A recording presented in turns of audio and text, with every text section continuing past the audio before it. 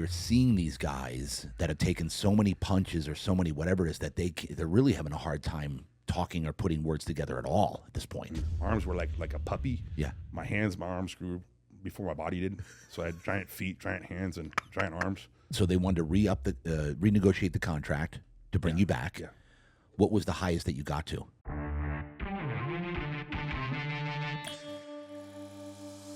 Ladies and gentlemen, we're back with Real Deal Talk.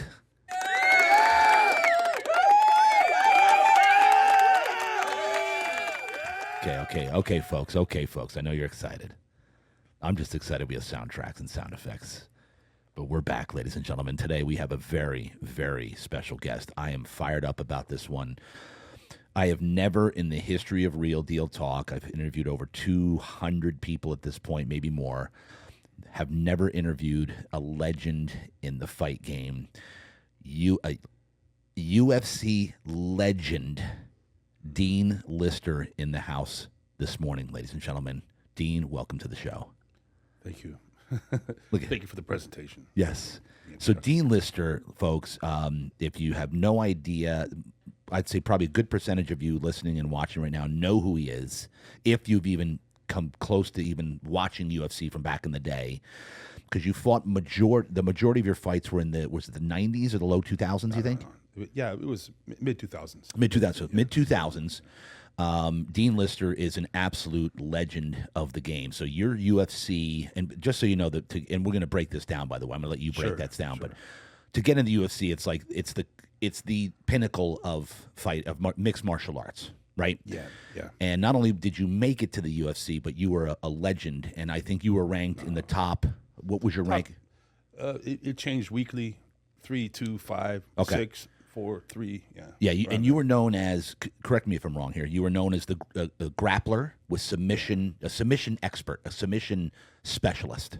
Is that right? If I got someone to the ground, it was a big problem for them. Yeah, it was a big problem for them. And your UFC record was 13-7. Is that correct? Overall mixed martial arts record is 13-7.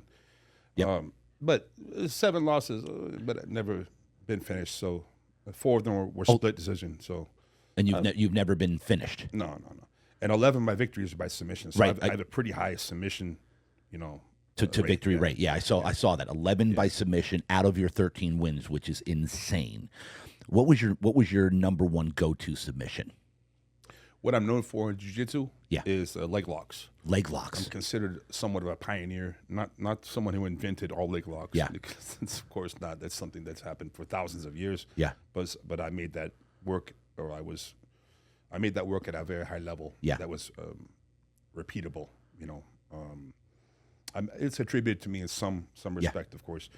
But overall, in my mixed martial arts career, probably triangle chokes, arm locks. I've done every type of submission. What's available. Like in boxing, if I have a straight punch or a body punch or a hook to the head, what's available at the time is what you take. And so let's break down the leg lock here, because I'm fascinated. It's funny that you bring that one up, because I was watching, I don't remember what I was watching like a week or two ago, and I saw the leg lock, and it's so nasty. It's like how do you know? Like, you would think that you can almost get anybody in a leg lock at any time. Like, how do you know when to take a leg lock? And then what does that mean?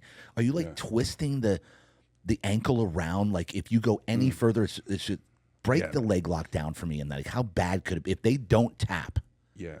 Okay. Well, there's 5 types of leg submissions. Yeah. There's the straight knee lock, which is straight. That right there, because it's going straight, is not as injury prone. It can break, but you feel you have a lot of time to tap, and it's rarely an injury. It's like a straight arm lock. It's not twisting. You have an ankle lock, which is straight on the foot, the ankle. Also known as the Achilles lock for any jiu-jitsu nerds here. Yeah. There's 5 types, and that's straight. Also, usually could be a dislocation, but if you get hurt, you don't need surgery on that. It's somewhat more accepted around the world to train. It's more safe. Yeah. Then we have a toe hold, which is grabbing the toes and twisting it, which is similar to a Gillick in mechanics, grabbing the foot and twisting it. The toe hold, it's also used. That's also a little more accepted. Toe hold? Yeah, you grab the toes and twist the ankle. Yeah. And then we have a calf slice or a knee compression, is where you put something behind the knee, and basically like my arm here. Yeah. If my thumb touched my shoulder, my elbow would break. but that's the knee. So something like a shin is behind there. It's called a calf slice or a knee compression, and that also it's considered a straight submission, but it can be dangerous. The worst, what has the worst reputation, is called a heel hook. I grab your heel and twist it. That's the one. And that's the one that when you feel pain in your knee or your foot, sometimes your foot, but usually your knee, it's close to an injury. So I've won a lot of matches, fights, and submission matches with heel hooks. I've only heard a few people in my professional career. People know when to tap. And the thing is, if you get hurt from that one, you could need surgery. It's pretty serious. So the two people that you hurt, they just not tap in time? More than two. But no, but the thing is, this is a high-level event, a world-level event, or in a fight where someone's actually punching me in the face, and I'll go hard on that a little more than if it was, let's say, no punches to the face. But everyone knows, but check it out. Also, getting knocked out is actually worse and more dangerous. Yeah. You hit your head on the ground, the mat, or the canvas. I mean, I know some people that after one fight, they're different after the fight. After one fight? They're different, yeah. It's random, too. There's people that have 40 fights, and they talk normal. There's people who have like 3 fights. Depends on the person, and they're just different now. Yeah, they've been hit the wrong way and needed the face or something. And, so you could say, oh, the knee, yes, it's very savage. Of course it is. Yeah. But getting your noggin wrong is in many ways worse. That's why boxing, as a combat athlete, basically retired now, I respect all types of combat sports. Yeah. Boxers, kickboxers, and there's mutual respect between all the fighters. Yep. Wrestlers, mutual respect. It's the fans that don't get along.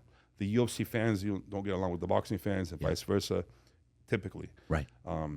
But trust me, all the fighters, sumo wrestlers, I respect those guys. Yeah. I mean, anything that's combat sport related, I respect all individuals in the world. But let's say what I do, combat sports, there's a lot of overlap. Yeah, I love it. But getting hit in the head is actually worse. Getting dropped on your head, falling on your head, or getting hit with a punch, an elbow, a knee, or a kick to the head is worse actually than a leg submission. Yeah. And it's like, because I'm seeing some of these knockouts, man. So for some reason, I'm like, it's coming up on my feed because I'm watching it more. And there's this Instagram called, I think it's called Knockout something, and they're showing their most gnarly freaking knockouts. Yeah. And they are literally, they're asleep by the time they hit the canvas. Yeah. Sometimes when your head hits the worst, when you're unconscious, your head hits the canvas. Yeah. Hopefully not concrete. That's when people die. It's usually not from the punches when you hit your head on the concrete. Good Lord. Yeah. So I've seen people out in public get knocked out. I've caught them before they hit their head on the ground. I've seen that happen before. I mean, I've caught their head from hitting the ground because most people are not aware. If you hit concrete with your head, it's pretty bad. Pretty bad for you. Yeah, I had a kid in my high school growing up that died in a fight because it wasn't the punch. It was when he hit the ground, his freaking head hit the concrete. Yeah. One guy died. He hit a fire hydrant. He got knocked out. He hit a fire hydrant. A fire hydrant is not very forgiving to the head.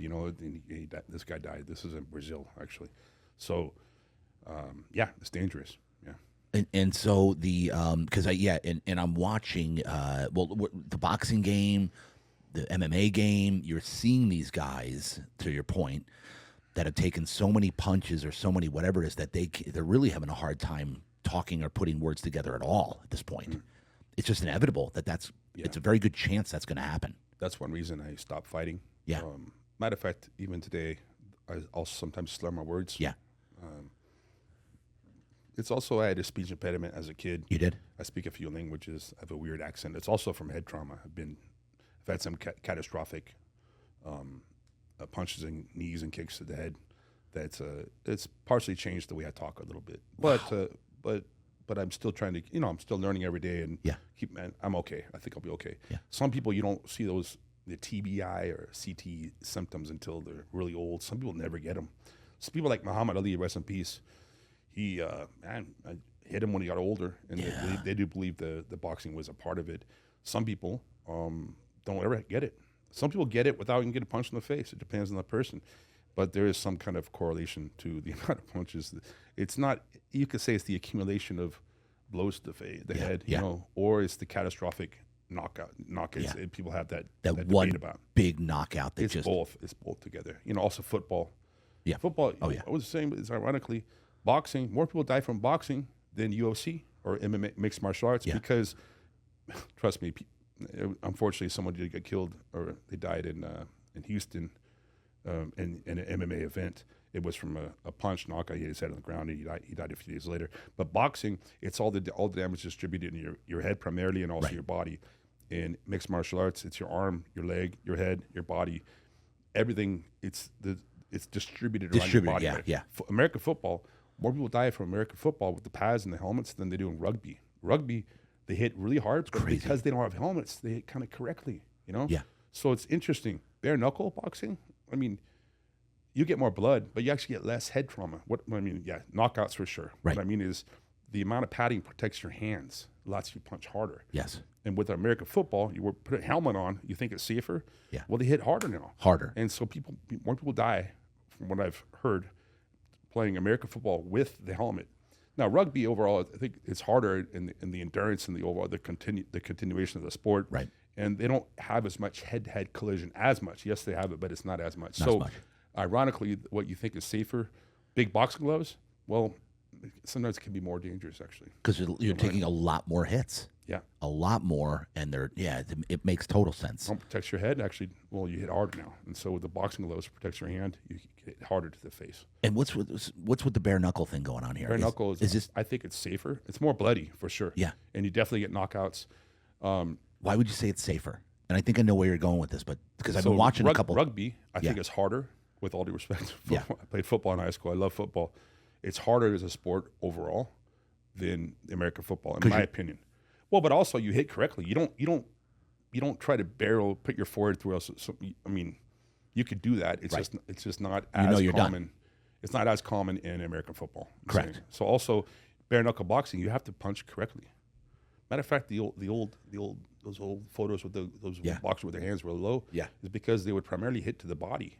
A lot of them, because if you break your hands in the 1890s, your career is going to take a sharp turn south. So you have to learn, and you don't hit someone in the forehead. You can, but bare knuckle, you're going to hurt your hands. It's not good for your future as a career fighter. Yeah. So, ironically, what you think is safer sometimes is not safer. It's a good analogy because same thing with bare knuckle to rugby.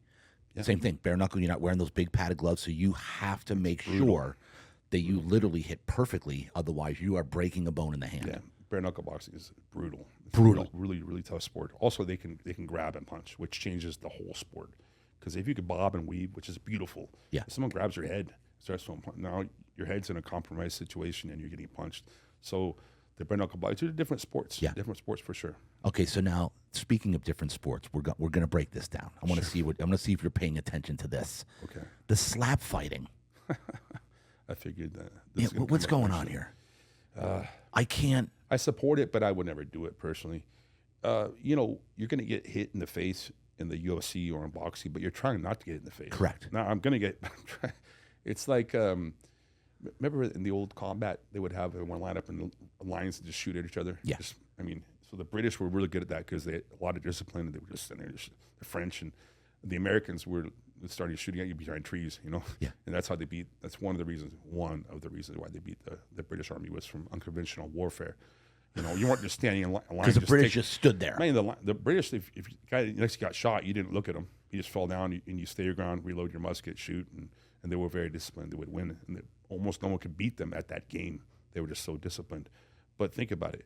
That's not the smart way to have warfare. Right. I mean, I appreciate the discipline, but it's a little smarter like the Native Americans would shoot hide behind a tree and shoot at you. And the Americans learned from that pretty fast and started doing that to the British. And that was one of the reasons that they were able to be conquered. Actually. That's crazy that the British actually, they literally stand in a line. Well, the Americans tried it a few times. They weren't as experienced, and they got. I don't know if they won one battle, but they got beat by because that was their game. So I attribute it to that kind of you punch me, I punch you. I respect it. I mean, and you're either born with a jaw or you're not. I mean, correct. So and it's just you can't really build up. Like you can make your shoulder stronger, you can make your stomach stronger. Right. Your jaw, but it's not the size of your jaw. There's an indication to that. Like I have a big jaw. Yeah. Generally speaking, bigger jaw. But I know some guys have a big jaw. They're like glass jaws. I know some guys have small jaws. They're like iron. Right. But there's a general correlation. The bigger your jaw, the more surface area you can absorb. So I guess I would be okay with the swipe. let's say genetically. I've never been 'cause knocked you got a out big yet. jaw. I've never been knocked out yet. Right? Yeah. Been knocked down, never knocked out. But it's enough TBI for my lifetime to.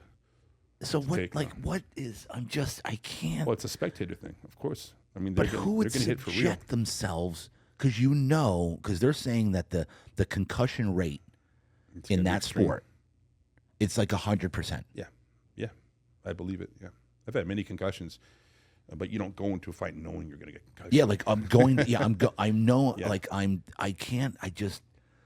Why would you do something like that? I don't understand it. You get some clout.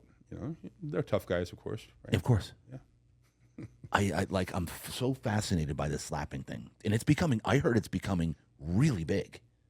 Like right now, it's becoming a huge sport. Yeah, it is. Like it's rivaling the UFC at this point. It's getting that popular, is what I'm hearing. Isn't Dana part of it anyway? Yeah, I think he was reluctantly doing it. He's like, okay, I'll do it. You know, but I think he's into it, but he's like, whatever. Yeah, but he supports it because they are two tough guys or girls going into it. I do support that. It's just, it's interesting. There's also HEM, Historic European Martial Arts. What's that? They dress up like knights. Well, they are knights. You know, they have a shield and they have a mace or a sword, and they actually, I mean, it's to KO. I mean, they actually grapple with armor on. Take Really? people down. Yeah, that's growing too. Primarily in Europe, they have American teams and Australian teams and all around the world, but they're actually with armor, helmets, hitting with maces and axes, and there's teams 4-on-4. It's interesting to see how they fight. Yeah, there's some concussions there too. There's an actual weapon hitting your helmet. Yeah. So speaking of multiple, I've been seeing this on Instagram. The like 4-on-4 MMA fights. It's all primarily in Russia. What is this? It's interesting It's because nuts. it's not you have a gang fight now. You know, sometimes you have two rush, one guy, and one guy's on the outside. So you actually, if you look at, I've before in my life I fought more than one guy, several times, and you don't want to be surrounded, right? You know, so if I have to, I don't want to fight two guys, but it's two guys here. I want to be over here. So this guy at the moment for that 1 second can't attack me. He'll circle around. Then I got to be here. Always keep someone in the middle. Now it's 4 or 5 guys. It's much harder. You want to be on the outside. There was even one guy, Lee Murray. He's actually in prison right now. He actually got I think it was the biggest bank robbery in English history. He's a Moroccan citizen, so he's in jail in Morocco. But he would notoriously, he was a street fighter. He would back up into a wall and just knock guys out because you couldn't get around him. Because you can't get behind him. But he's a legit tough fighter, so he has a jaw. Tough guy. He would actually back up. You think you don't want to be against a wall? This guy would prefer to be against the wall. Of course, because then you can't get around him. Yeah. He hit really hard too. And I mean, so there's all different tactics. So in that kind of environment, interesting to see how it was. Yeah. It's very interesting to watch that. It's also messed up when you see one guy tap. Yeah. So it's 4-on-4. Now it's 3-on-4. Yeah. So now there's an extra guy. So usually the first team that loses the first guy, they lose. They're because done. Now it's 4 against 3, 4 against 2, 4 against 1. Yeah. It's nuts, dude. Sometimes you see the last guy with 4 guys on him, and he's just holding on as long as he can. Yeah. It's kind of an effort. All right. I love this. I love breaking this down. All right, so let's get down. Here's what I want to do. I want to go back to your backstory. Sure. Okay, you're what, 49 right now? 49 years old, right? In spirit, I'm 21. So. Sure, of course. Me too. All right, let's go back. Where were you born and raised? My father is a Marine. I was born in Camp Pendleton, California. Which No is here. kidding. Yeah. And because of that, I grew up in different countries. Yeah. So you traveled all over because of him being in the Marines. Roger that. Yeah. I was, let's say, 3rd and 4th grade. I was in Venezuela. And in those times in the 80s, that was when Venezuela was in its, let's say, not golden age, but it was actually safer than Colombia. It was one of the nicer countries of South America at that time, in the 80s, 84, 85, around that time. And that was really good just to be exposed to different cultures. And why was he in Venezuela? Why was he there? He was doing a project with selling F-16s to Venezuela at the time. He wasn't top of that, but he was involved with this. There was some, the governments working together. He was also doing stuff in Panama later as in junior high. It was during the rigid inflatable boats, the ribs. Yeah. That was when they were. There was a big project with that, right? And somebody that was involved in some. That was a Mustang, which basically, for anyone not familiar, is someone who goes in and enlisted. You're not an officer, and you become an officer, retired as a lieutenant colonel. So that's pretty respected thing. That's what he did. Yeah, got it. And so Venezuela for 2 years, and then I lived in Panama for 2 years. This actually changed my life. Panama. Yeah, that was during the invasion in 1989, and I've said this many times on podcasts and interviews. You know, there's been plenty of kids who had it harder than me as far as getting in fights, but it was a special case for me because, first of all, USA lost 18 people, I think, or 20 people in the U.S. invasion. It was like Iraq for 3 days, basically. Right. I mean, my house was shaky from explosions. I was right in the middle of the combat zone. Most of the gringo, or the American kids, were like Fort Howard or Fort Clayton, which were military. They were over the mountains or these hills. They could hear the gunfire and the explosions, but they weren't targeted. I was right in Forte Amador, which was right in the middle. It was the only base that was half Panamanian, half American, or half U.S. And I was right in the middle of that. That's where the Rangers came in and took over the Comandancia, where Noriega was the dictator at the time. And so that was kind of scary because you're old enough to know. Even Jocko, my friend, says, "Yeah, you know, when you're 13, you know you could die. If you're 5 years old, you know you don't know what's going on. Really. Exactly. You can tell the kid it's fireworks, but I knew, you know, it's very dangerous." And we drank out of the bathtub for a few days. There's no water running, so my mom was real smart. She filled the bathtub full of water. Wow. From water. That's why to this day I always have like 2 of those giant 5-gallon bottles just in my house. Yeah. Ready to go. 2 of those things in case water doesn't work. Yeah, I always have 2 of those giant 5. You know, on a water cooler, I have 2 of those things just on standby. Because I mean, I'm used to that happened one time where you're thinking there's no water to drink. You know, so the worst thing that happened after this, believe it or not, 10 days later we're going back. 2 weeks later we're going back to school. Now, it wasn't my fault, but I understand their point of view. I mean, we invaded their country. Panama lost, they believe, thousands. I mean, I think on paper they say 1,000, but I think it was thousands of people died by the Americans. So everyone in my let's say it was 80% Panamanian kids, 20% Department of Defense American kids. Everyone had an uncle or a cousin who got killed by the Americans. Wow. And they see me. I didn't speak Spanish at the time very well. I was nerdy. Maybe I still am nerdy, but I got into a lot of really serious fights. Plus, it was 2 versus 1. This was the low teens? Yeah, so I'm 13. These are two 15-year-old kids beat me up one time real bad. They smashed my head upstairs. They tried to kill me, you know. And it just changed my view on reality, you know, because it was really serious. And, of course, there's other kids who've had it worse than me, but it was pretty extreme. It just changed the way I looked at the world, and that's probably the reason I'm a fighter today. Yeah. I just wanted to master that struggle of being able to defend myself, basically. And when you started getting beat up then and picked on, whatever. I fight hard. I was. They knew I was a strong little little nerdy kid, you know, but it was usually. Were you training and fighting at all at that point? I was doing. My dad was really cool. My dad, when I was 8 years old, made me do wrestling for 1 year. I was 8 years old, but 1 year wrestling. At 8 years. Yeah, I could do double leg takedown, single leg takedown. Once you learn wrestling, you don't really forget it. Well, it's like riding a bike. You might forget it initially, but yeah, if someone punches you, you can grab a leg, take them down. That's right. And especially when you're young, I mean, that's to be able to hold someone without hurting them, actually, if you can, or hold them down and maybe finish a fight is actually very valuable. Very. In a self-defense situation. Or not to be put on the ground. Using wrestling to not be put on the ground. You could actually stay on your feet. Look at Chuck Liddell from UFC. He uses wrestling not to be taken down. That's right. So he loved stand-up. It was good to have that 1 year of wrestling, but I was doing karate and kickboxing. But I didn't get my strength or athleticism until I was 19. So I was one of those late bloomers athletically. But as a kid, it was a really good experience. It was hard at the time, but it was good in the long run just to look at the world, see different cultures, be in this situation where, a lot of people didn't like the American kids. And that was okay. And you were there for 2 years? Yeah, 2 years, yeah. And so where's Mom? How was Mom back in the day? Was she? Oh, yeah, she was. She was with you guys the whole time? Yeah, she's a great mom. She, rest in peace, she passed away 2015. But she was smart. She filled the bathtub full of water. And she was actually standing. We got knocked on the door. Open up, open up. It was in English, which was good because we were on this. And open up, and my mom stood on this countertop with a pot. She was going to smack it over someone's head. And they were American Marines. And they said, you have to turn off your lights downstairs or we'll shoot them out. So that they turned the lights off. That's all. They were asking us to turn the lights off. That's all. That's it. But it was American troops, yeah. But she was on. I remember looking at her. She was on the counter next to the door with this pot. Because the neighbor hid in her closet, and she peed in her closet. And she came over. She ran across. I mean, there's bullets flying. She ran across. It was about 100 yards between houses. This is a giant space with grass. She ran across and knocked. She was all alone. That house was no kids, just her by herself. And she's like, oh, I was afraid to go to the bathroom, so I went pee in the closet, and I ran over here, and it's just, I don't know why that sticks in my head, but she came, she knocked on the door, my mom let her in, and so she spent the next few days with us.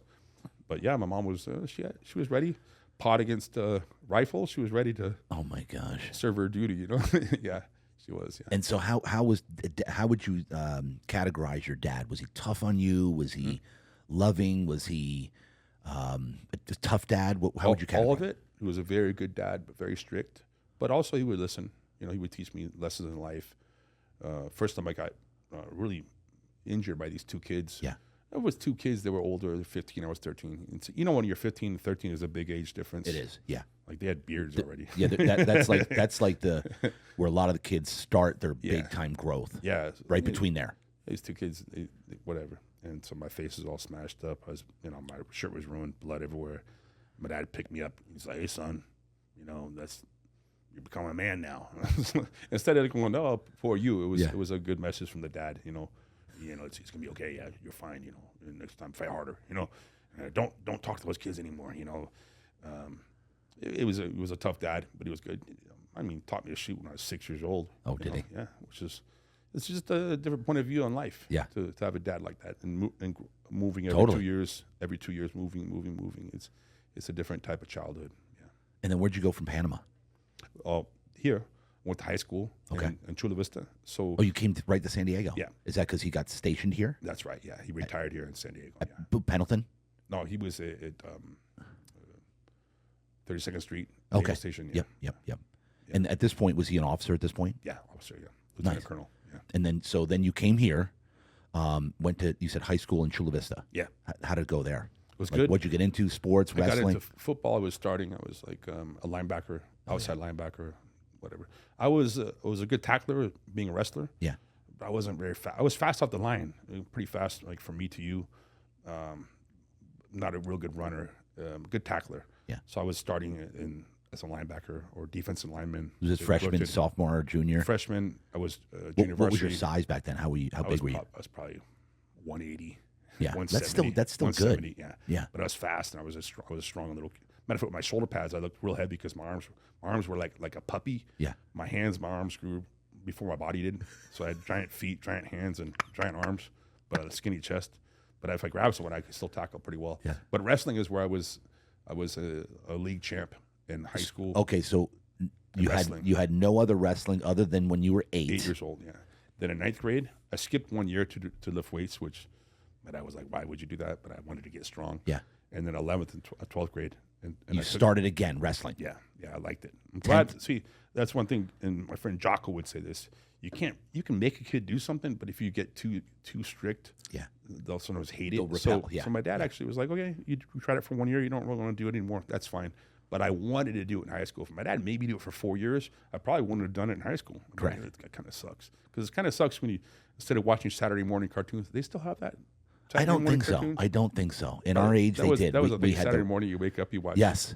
Yeah, all the Roadrunner. cartoons. Yep. You watch He-Man. Looney you watch Tunes. G.I. Joe, whatever. Yeah, all those things. G.I. Joe. All those Yes. things. It was a thing. It was a thing. You wake up at 7 in the morning just to watch these cartoons. Yes. Now they have the internet. So Tony, you don't know nothing about this, do you? He knows no, nothing. no. Nothing. He's a the kid. struggles. But you missed because to go to a tournament, you're like, wow, that kind of sucks. I'm missing Saturday morning cartoons, you know. It was a thing, Yeah, it Saturday was a morning. thing. But then I got older and I wanted to do it. Yeah. After Panama, I wanted to get in wrestling and kickboxing and learn how to fight. Yeah. And so parents, listen, what you just said is we need to stop on that and just talk about it for a second. He exposed it to me. It was very good. He opened my eyes to wrestling. Yeah. But he didn't Try make me- everything. He didn't make me do it for too long though. That's what I've been doing with my kids. Let's try this one sport. If you like it, we'll keep moving on. If whatever, let's just see it. So to your point, if you force your kid to do stuff that they don't want to do, their automatic is going to be to repel and say nope. I've seen it with some parents, like with football. It could be gymnastics. Yeah. It could be even.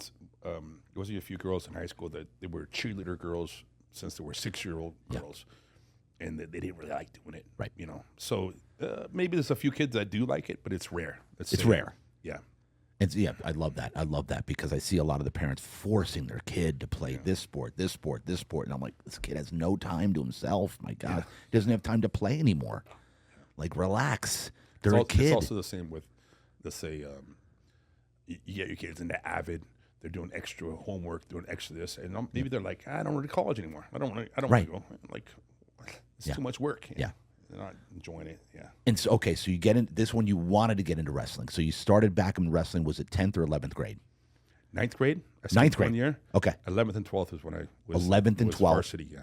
Did you immediately started wrestling? What happened your first year back into wrestling? Were you just immediately like realize that the coach is like, whoa, this guy's got something? No. When did you realize you were like really? I did it just because I wanted to become better at football. Yeah. Better tackler. Yeah. And also that's the off season. So what are you going to do? 10th grade, I took it, and I was like 1 year, like I lifted squats, and like I was lifting weights every day. God damn it! Like I was lifting it. They gave me a key to the weight room. 6 in the morning. In 1 year, I got a lot bigger, but I wasn't really coordinated until I got to be 19. So 17, 18, I was league champ in wrestling. Nothing special. I wasn't state level. I don't know why my athletic ability came to me around 19, 20. Wow. I was doing jiu-jitsu. Did you realize, or did the coaches realize that you definitely had something? I don't think at that time. No. No. Huh. I think at 19, 20, then I was two-time national sambo champion. Okay, so tell me where you went from high school. Did you want to go to college? Did you want to do this? What'd you do? My dad always told me, old Marine, he's like, 18 to 24, you got to do something as a kid, because college, military, or something. You have to do something. Right. Because, you're kind of lost in those years. Of course. College, I wanted to go in the Marine Corps or you did. Be a SEAL or something. I wanted to do something like that, be like my dad. And my dad's like, hey, son, I'll help you. I can't really help you too much with money, but, I'll support you as far as give advice, go here, there. You could always stay in Arizona he moved to Arizona. Oh, he did? Okay. I didn't go to Arizona. When did he move? When you got out of high school? When I was like 17, 16. My parents divorced, actually. Oh, they did? Yeah. So I always had a place to stay. I just never went out there to stay there. So mom stayed here. Yeah. Dad moved to Arizona. Yeah. How did that feel?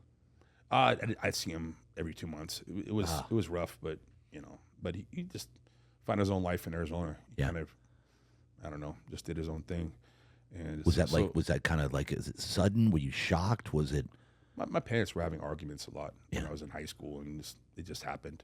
And so my dad, he said he would support me if I moved to Arizona, and I just couldn't do that. I was still in San Diego. I had my team here already doing jiu-jitsu and a sambo, which is a Russian martial art. It's kind of like judo / wrestling. Yeah. This interview is brought to you by Real Deal Wellness. This is my wife and I started a wellness center about a few months ago, and this is a big deal because we're making wellness affordable for everyone. That's the mission here. We offer red light therapy, cryotherapy, infrared sauna, compression therapy, halotherapy, which is dry salt therapy, at a price that's never been seen before in the wellness industry. It's a membership-based business. You join, you have unlimited access to our center for less than $100, $99 a month, Real Deal Wellness. Come down, join the club, join the mission. Let's go. I was 2-time national sambo champion of USA at like age 20. And then I started doing jiu-jitsu at the same time. And so at this point, you're living with your mom. Yeah. Well, at that time I already moved out. Oh, you did? I was actually living in my truck for a while. What age? 19. 19? Yeah. Cause I was in college and I was like, okay. Which college did you go to? I went to a junior college and I went to San Diego State University. Which junior college? Southwestern College. Okay, yeah, I know Southwestern, yeah. So I was like, paying rent. I was working a job as a busboy. Where at? Well, down south, Chili's. Chili's. At one, and it was called Bob's on the Bay, which is in Chula Vista. But that's some hard work. Yes. It's manual labor as Bro, a it's busboy. You're rough. picking up bus tubs. Yes. Running around. At the Brigantine in Coronado, I worked for a little bit. So I'm working, I'm in college, and I'm training a lot. And so at 18, mom's is still here. You were with her, but then when did you decide to move out? And did you move in yourself, roommates? 19. 19. Yeah, 19. You got a couple roommates? What'd you do? No, I lived in my truck. Oh, so you lived in the truck? For about a year, yeah. I didn't know if you were being for real with that. No. Okay, what does that mean? Tell me, why would you choose a truck over living in mom's house? Well, I had a girlfriend, which is... Let's get to the bottom of this. Dean, I'm working a job. There's something here. To pay rent, to go to college, to pay, this, and I'm doing this jiu-jitsu thing, which I really liked. I was like, well, I could either stop college, or I could stop jiu-jitsu and get a place. You know, making $4 an hour back then. $4 an hour. Oh my gosh. So rent Crazy. was like, I was like, you know, let me save some money. And so I just, for about a year, I stayed in my back of my pickup truck. I just slept there, sleeping bag. So again, let me make sure I understand this, Dean. But you had a choice. You could have lived in Mom's house. Am I right about that or no? Mom, no, we didn't have the house anymore, and she was living on her own somewhere else. So okay. So eventually, I got enough. I saved up the money to where I was renting a room in a house, and then I got my own place and later. But it was just I could have quit jiu-jitsu to save money, or I could have quit college. Yeah. And for that, at that time, I needed to do all of it at the same time. And I didn't have much free time anyways, you know, when we sit in my apartment. There was no internet back then anyways. It wasn't like nothing to do at home, just watch movies. So I was out there just really busy. And plus I wanted to travel a lot. I went to Brazil, trained in Brazil. So I had the freedom, I didn't have a place. Yeah. Just to travel around the world a little bit was good. And so basically you didn't have the option. You couldn't live with Mom. No. Right? Now, were you still getting along with her? Oh yeah, we were good until she passed away. We were always fine. Yeah. Okay, we were that's good. Nice. And then were you keeping in touch with Dad? Yeah, absolutely. My dad's close to my dad for sure. Just we're not close geographically. Back then, though, did you visit him often, or just every 2 months? Every 2 months. Did you 2 talk often? Oh yeah, I drive out there. My pickup truck. Yeah. It was Your house. no air conditioning in that pickup truck. Oh either. my gosh, Summer, bro. But you're 19, roll the windows down, take your shirt off. It's not a big deal. It's funny, you don't appreciate air conditioning until you get it. Right. You know? Yeah. But then You don't know what if you're don't have missing. it, but then when you have it and it breaks down, it really sucks. Oh, yeah. Now you It's know the when worst. you're lost. Yeah. So you know, if you never had air conditioning, it's not a big deal. You just you accommodate. You know. Correct. So yeah, that was a good times though. You look at those times when you're going through hard times. It was actually fun times. And All right. So you get into the truck. At that time, when did you start jiu-jitsu? Was it right at 18, 19? 19, yeah. And how did you find it? Did you find a gym? Like, how did that happen? Yeah, it was a gym. Give me the progression. Mission Valley at the time was Fabio Santos. At that time, there was only 2 jiu-jitsu gyms. One was in Del Mar, one was in Mission Valley. And Fabio That's Santos. it, just 2? Yeah, 2. Now there's like 100, Yeah, 150, yeah. 200, in San Diego. It's a big sport now. And I remember my birthday present from my mom. I was 19 years old. She got me because I was going there. You paid $10 for open mat. Yeah. Just I could pay $10. I was making $4 an hour at the time. So how did you know jiu-jitsu? Like, you were wrestling, but let's do jiu-jitsu. Like, how did that come to be? Did you watch? UFC. Now I already was doing sambo, which was before UFC. Explain that. Happened. What's sambo? Sambo is a Russian martial art. It's almost like judo. They allowed leg locks. You wear shorts, wrestling shoes, and a judo top. It's a sambo top actually. It's either blue or red. It's a tough sport. It's legit. It's wrestling combined with judo kind of in some ways. And I became two-time national. But how did you get into that? Well, in high school, my coach, I know, but did you see? Oh, the coach. Yeah, it was an off season. So you wrestle. I don't know. Was it December, January, February, March, around that time? And off season, they have this freestyle, Greco, which is a different style of wrestling. Greco-Roman, yeah. And they have sambo. That was a new thing. Okay. And the whole idea of getting your arm broken, that's a new thing. What is this, a submission? I didn't know what, I was 17 to hear about it. What's a submission? This is before UFC 1 happened. And I have a weird thing. If I tell myself something like, oh, that's kind of scary, now I have to do it. Unless it's insane. Like, I'm not going to jump off a bridge, but I'm saying if that's kind of like, well, your arm could get broken. Ooh, well, now I have to try it because I just said it to myself. Yeah. And for some reason, the submission game made a lot of sense to me. Like right away, I just took to it. There was a guy named Ron Ayers. He was also an older Marine. He beat me in Greco, I think 5-0. And the same day in Sambo, I submitted him in 30 seconds. Yeah, so it's just different. I don't know why. Wow. There's some people that, let's say, boxing makes sense, but kickboxing, if you had kicks in it, doesn't compute to them very much. Correct. Some people, the kicking makes a lot of sense. The punching doesn't so much. For me, wrestling, I love wrestling. It's my whole life. But the submission of the wrestling is what intrigued me, and I don't know why. It works for me very well. And that's because they had an actual program for it. Yeah. In the off season. Yes. And you took to it immediately. And then UFC happened. I saw Hoist Gracie fight. I was like, well, this Brazilian guy, who's Yeah, this 170-pound guy. He beats these big guys. It's incredible. And then I started doing jiu-jitsu. So break that down. Let's break that down for the people. I know the story. Yeah. But let's break it down for the listeners and the viewers. How UFC started, because it was Gracie who said, I can beat basically anybody that's even bigger than me and not even like knock them out, because he was just a submission jiu-jitsu. Yeah. I mean, right? Jiu-jitsu existed for a long, I don't know how many years. The samurai were doing it. Yeah.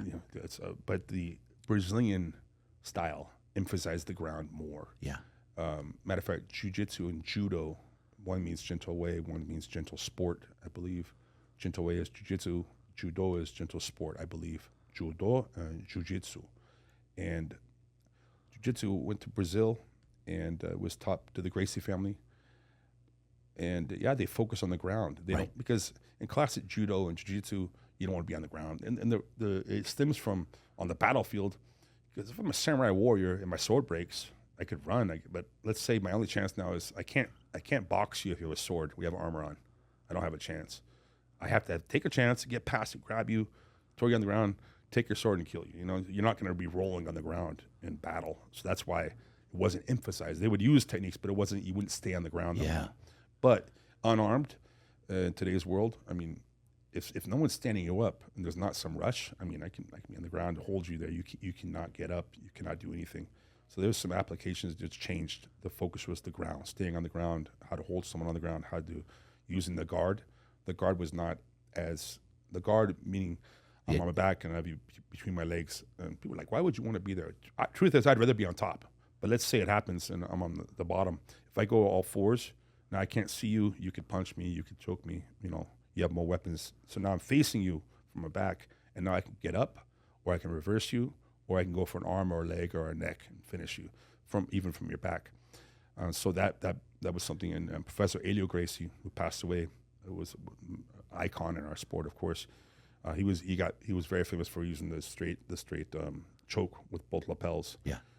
He beat was it Kano from Japan. And then he lost to Kimura. Kimura is named for a submission with a shoulder lock. Yep. But there was a fighter named Kimura from Japan. That was in the 40s or 50s. It was a long time ago. And Helio he had vertigo. He was a kind of a frail built person, but it's strong mentally and spiritually. And his brother Carlos and the original Gracies made the style that was focusing more on the ground.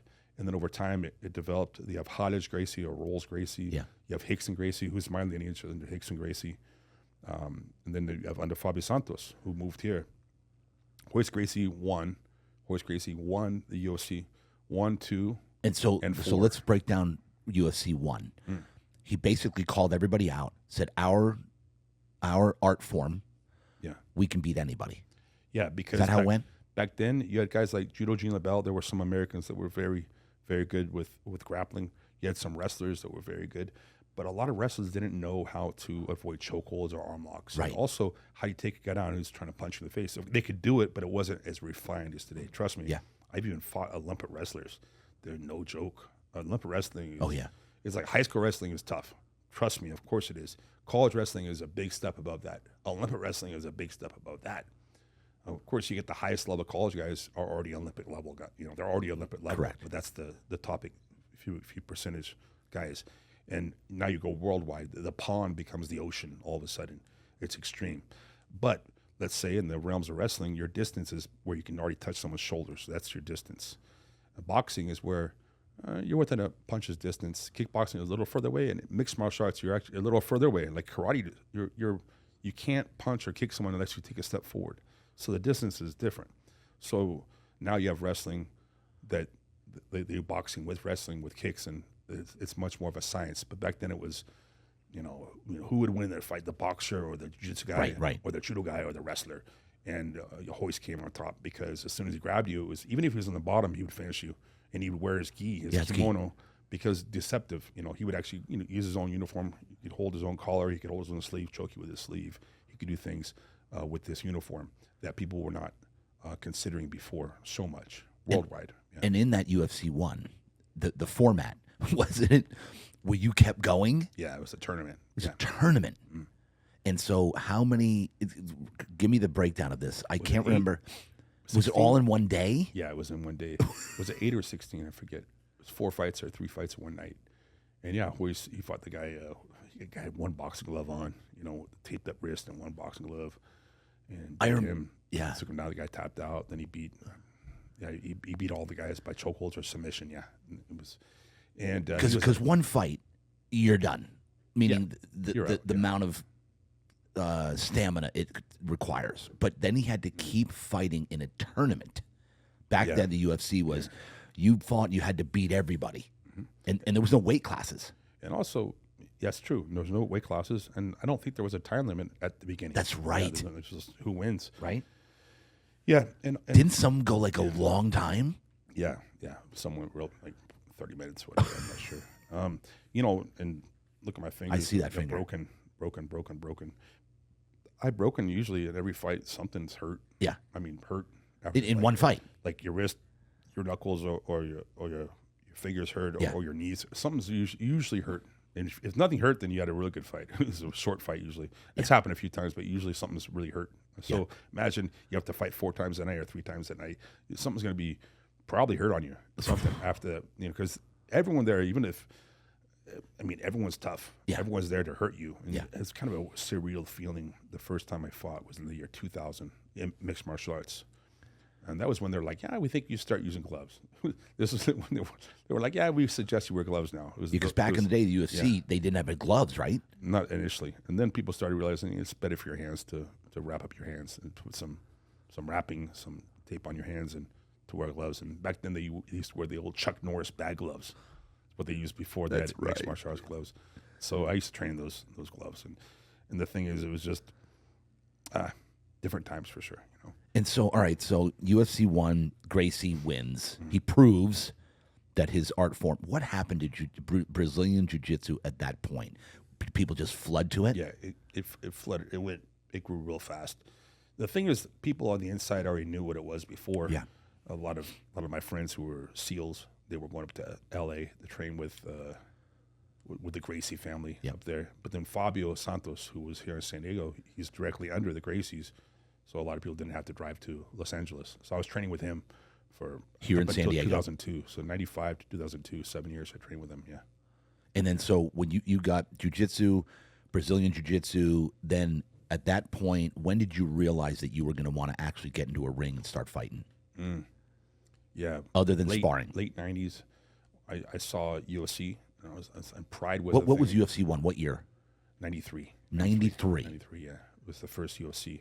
And once again, I was like, that's pretty barbaric what these guys are doing. I don't think I'd ever do that. Yeah. Because I said to myself, I have to have one fight at least now. I have to do it now. In a friggin' cage. I told myself, that's kind of brutal. Like, I don't think I'd ever do that. Uh-oh. How did they come up with an octagon? How did they come up with it? Do you know this? I have no idea. Do we know? Some events have a circle cage. Yeah. I've seen some events have a hexagon. The octagon is kind of the considered regular thing now. Yeah. I don't know why it started. No. So you saw UFC 1. You're like, ooh. Then was it late? You said late 90s when you actually said, all right, I'm going to get into the ring? The year 2000 is when I had my first fight at King of the Cage at Soboba Casino. At that time, was ranked. It was Pride was an event in Japan. I fought in Pride. Pride. You fought in Pride. It was high level. Later on? Pride, yeah. It was Japan, 2004. Or I fought 2003 around this time.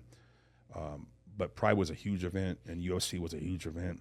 King of the Cage was a huge event. That's where Rampage came out of. That's where Rousey came from. I came from there. Plenty of good fighters came from that event. But that was in the desert. It was at a Native American casino.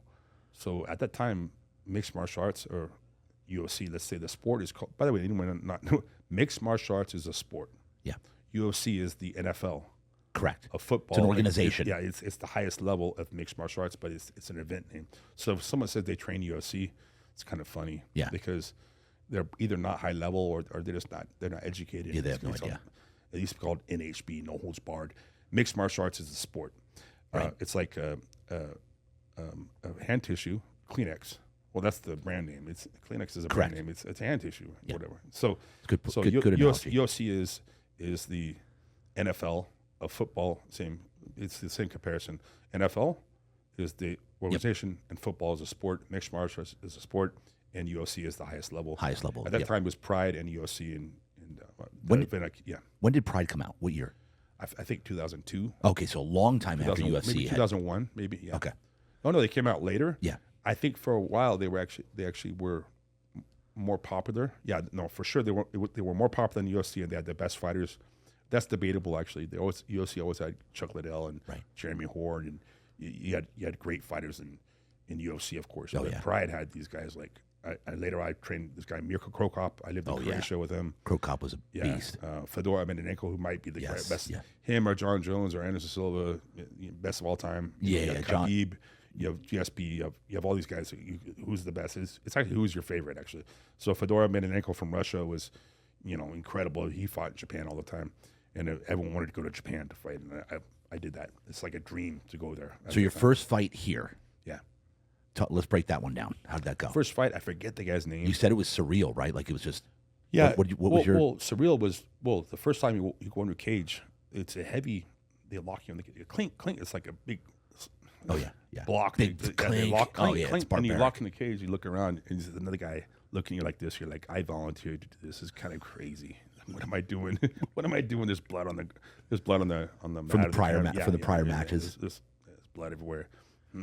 Interesting idea I have here. Well, it's too late. I'm going to do this, But my first fight, I don't know the guy's name. In those days, you wait in before your fight, not the day before. They changed that within a year or so. Yeah. But I go in. They go, Dean, your opponent, like he didn't show up today. I'm like, I trained for a month, 2 months to get ready for this guy. They go, don't worry, we'll pay you the $500. $500. I go, no, I want an opponent. They go, and back in those days, they go in the crowd and find guys like, I want to fight. And the guys they could get in the cage and fight you. It was crazy. It was real weird. And the reason I got the nickname Boogeyman is because That's right. I was going to ask about your nicknames. The Machine and Boogeyman. Yeah, I didn't like the Machine because if you're called the Machine, everyone wants to see the Machine lose. If you're called the Machine, I think they want to see the Boogeyman lose too. No, Boogeyman is that. People are, why is it? No, I'm the original Boogeyman. Now there's a bunch of other people who call the Boogeyman. guy at 10th Planet. Yeah, and he's a great guy, but he's called Boogie because he was a Oh really? he was a street dancer type guy, or like a break dancer type guy. No way. So that's Boogie. He boogies, Boogeyman. You were the original. What's cool about the name Boogeyman is it's kind of just what is that? It was unique at the time. Also, I didn't make it myself, which is best. And every culture has a Boogeyman. Cucuy is in Mexico. They have Baba Yaga is Russia. Baba Roga is Croatian, and the Papa Bicho, I think in Portuguese. Yeah. It's the human or the monster or whatever that all moms say you better be good or this thing's gonna get you. Yeah. Pedro Negro, right? They have, in every culture has this. Moms around the world all this legend. Every culture has this. Be careful, be quiet, sleep good, or this he'll take you, right? Yes. Women around the world have figured this out. So every culture has a boogeyman. Yeah. So the reason I got named that, and I don't know how much truth is attributed to that happened. I'm not sure, but my first opponent, we'll find you a replacement. And I guess I'll fight anyone. I'm ready. Yeah. Okay. Thank you for the chance. Who am I fighting? You're fighting a guy named Dean Lister. My shoulders hurt. I can't fight. Apparently, they went through 8 people to find me a replacement, and I won that my first fight. Apparently. So wait. The day of, they had to find a replacement. No, it's people like, I'll fight. I'm ready. I'll do it. All right, come here. All right, who am I going to fight? You're fighting a guy named Dean Lister. Oh no, I can't. My knees hurt. Yeah. Or the rumor is that 8 guys, and they found me. Finally, someone said, I fought him. So you're known as like, I don't want to mess with the boogeyman. That's the rumor. I don't know, but that nickname stuck. So yeah. And then it was okay. So the guy that finally had the balls to get in there. Yeah, his name was John Jensen. He's also he's like a minister. He fought him. He was tough. He was tough. Yeah, he was a tough guy. I got his knee tapped, and it was how fast? It was his last fight. I think it was first round. Yeah, he was a tough guy, but it was his.